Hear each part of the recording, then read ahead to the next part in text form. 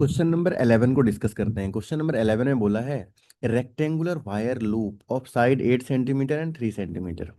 It means एक rectangular wire का ऐसे लूप बना लेते हैं हम लोग। ऐसे एक साइड है 8 और एक साइड है 3, तो हम लोग एक साइड को 8 सेंटीमीटर बना लेते हैं लॉन्गेस्ट वाले को, और जो छोटा वाला साइड है उसको हम लोग बना लेते हैं 3 सेंटीमीटर। अब क्या बोला है, with A small cut.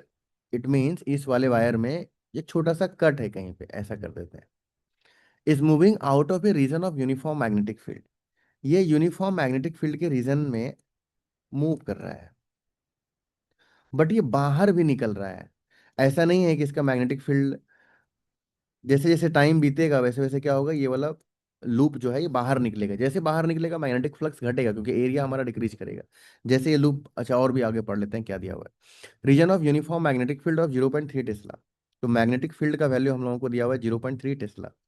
Directed normal to the plane, जैसे हम लोग इनवर्ट बना दिए फिलहाल डायग्राम में, तो नॉर्मल तो ऑलरेडी है ही। The EMF developed across the cut, बोला ये जो पोर्शन कट किया गया है इसके अक्रॉस ईएमएफ का वैल्यू निकालिए।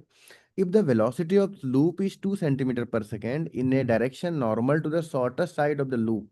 कह इस लूप का जो शॉर्टर साइड है, एक तो लॉन्गर साइड है आपका 8 और शॉर्टर साइड है 3।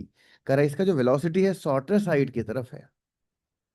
Velocity of the loop is 2 centimetre per second in a direction normal to the shorter side.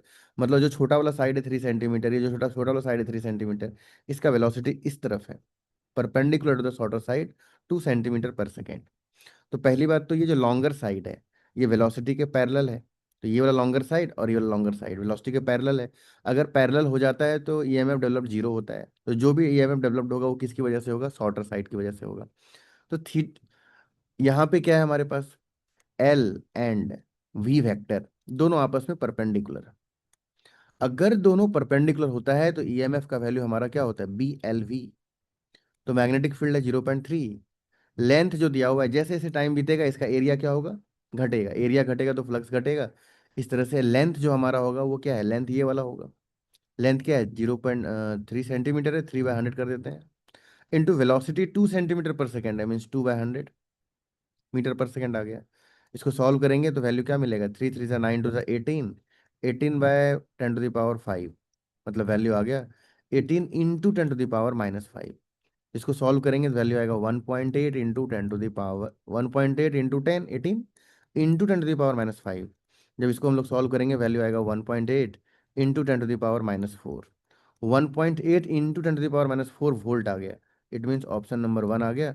और ऑप्शन 1 हमारा क्या हो गया, करेक्ट आंसर। तो ऑप्शन नंबर 1 आ गया इसका करेक्ट आंसर।